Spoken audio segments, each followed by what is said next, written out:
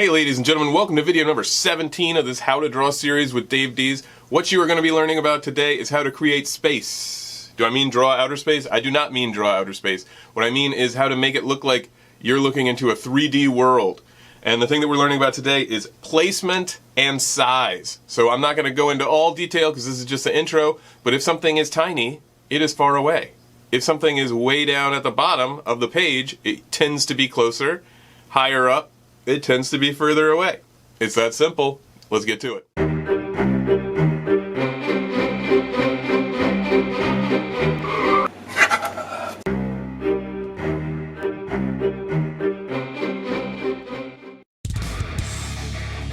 Hello ladies and gentlemen, Dees here, coming to you with yet another in our series of drawing lessons, taking everything I've learned through 15 years of how to draw and laying it out step by step and putting it out on the internet for free. I'm stuck in my basement, I'm bored, I have a video camera, I know how to do this stuff, so get it done. I promise you that if you go all the way from the beginning, which is a video a long time ago that you missed, you need to go back all the way to the beginning, follow all the way through to the end. It's going to go from very simple to very challenging, but everything you learn, you use later on. That's all I have to say about that. Watch the whole thing from the beginning to the end. Now, what are we learning about today? Learning about how size, placement, affect how something looks like it's fitting into space. Now, what do I mean? A lot of the time I say space and people draw outer space or whatever. No. That is not what I'm talking about. What I want you to do is to make something look like it is either things are in front, things are behind, things are closer, things are farther. This flat piece of paper right here, we're going to make it look like it's a 3D world where things can be close and far and all that. So there's really simple rules to creating space using size and using placement. It goes like this. The big equals close. I don't know how to write. Close. S. Close. And low equals close. So what do I mean by that? What do I mean by that? Okay. Let's draw ourselves a little frame here. Frame, frame, frame, boom. Frame, master of frames. Dees, king of frames.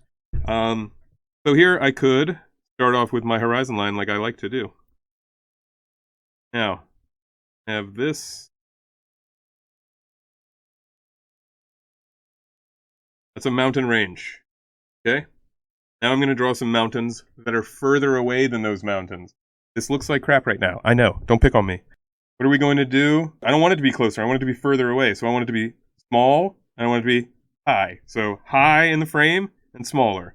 If I go like this, and I make it a little higher, make my mountains a little closer to each other. Ah, now we got like a second layer of mountains.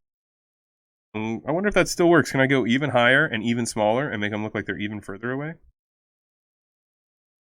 They pop back up over here because they're so small they got blocked. All right, that's how you do that. Now, what if I'm talking about stuff on the ground? I got a lovely cactus. Thorns on there. Okay, now I want to make one look closer. I want to make one look like it's even closer to me than this one that I've already drawn. So I need to make it follow these rules. Big and low. So if I move down and I make it bigger, I come over here with it. Make my base wider. That way I know that I'll draw the whole thing bigger.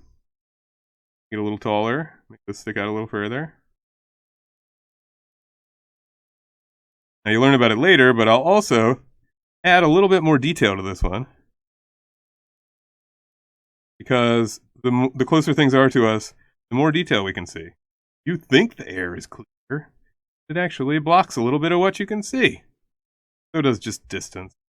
I'm going to add more thorns to this one than I did the last one because it is closer to us. We can tell because it's lower and it's bigger.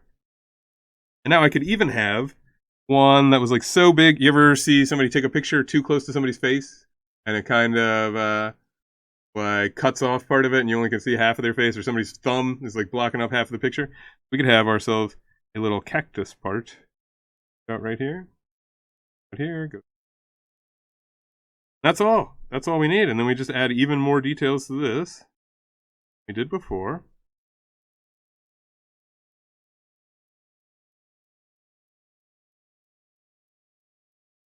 Thorny thorns. Or her, or it. Okay. So you can see how you could do this with buildings. You could do this with really anything that you ever wanted to. If you were doing it with, you know, alien heads. You have a big alien head down here. You have medium alien head back here. You could have a teeny tiny alien head back here. They're getting higher and smaller in order to be further away. In order to get closer, they got bigger and lower on the paper. You could even have another alien head back there. And even further one way. Right there. Then a bunch more. Okay, so think you understand what's going on? This is called positioning and sizing things in order to create space. Using position and size in order to create space. I hope you enjoyed the lesson. I don't see why you wouldn't have, because I'm the world's greatest teacher. Make sure that you smash like. Make sure that you comment below anything that you want to see, even though I'm working on this series right now, but I'll get to it eventually. And turn on notifications, subscribe, and really, really do, if you don't do any of those other things, really, really do go back to the first video and go through all the videos. Go all the way back to how to draw lines, what kinds of lines are there, and it's going to teach you all that stuff. It's all going to build. Eventually, you're going to get to the really tough stuff later on. We're getting close to it now.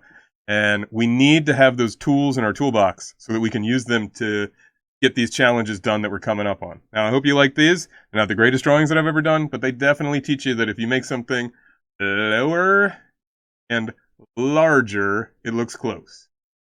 I get close, down, and I get big. Move away.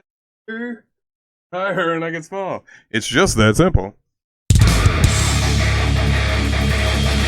Alright, ladies and gentlemen, what I want you to do after learning that is flip the page, and on a brand new page I want you to fill up a whole scene of things that are following these placement and size rules. Some things look closer because they're low and big. Some things look further because they're high and small.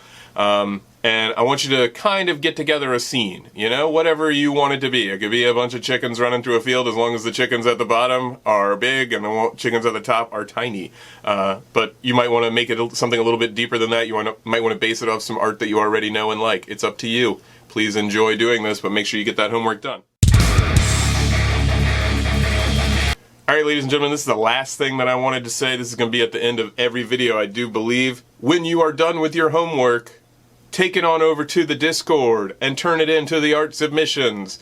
We want to see what you're working on. I will pop in from time to time, usually around 4 o'clock in the morning. Don't get weirded out by that. And I will give you feedback on the work that you have done. So make sure that you check the link below so that you can get to our Discord and you can join these submissions and start putting your art out there for people to see, give you feedback, help you get better at. I got a bunch of artists that have already gone through my class that hang out in there, and if you think you're going to do something funky, you're not, because my mods are going to get you. You understand what I'm saying? I might be a boomer, but my mods are powerful zoomers.